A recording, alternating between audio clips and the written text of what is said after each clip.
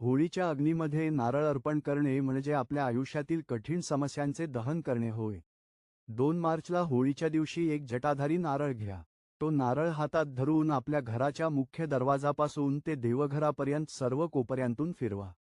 त्यानंतर होळीच्या ठिकाणी गेल्यावर अग्नीला प्रदक्षिणा घालताना तो नारळ आपल्या हृदयापाशी धरा. जेव्हा तुम्ही तो नारळ अग्नीत अर्पण कराल तेव्हा अत्यंत श्रद्धेने स्वाहा आणि इद न मम, हे माझे नाही, हे ईश्वराचे आहे, हे 2 शब्द उच्चारा. स्वाहा म्हटल्याने तुमची आहुती देवांपर्यंत पोहोचते, तर इद न मम म्हटल्याने तुमचा अहंकार आणि घरातील दोष नष्ट होतात. सोमवारी होळी असल्याने हे शब्द उच्चारताना मनात श्री स्वामी समर्थक मंत्राचा जप करा.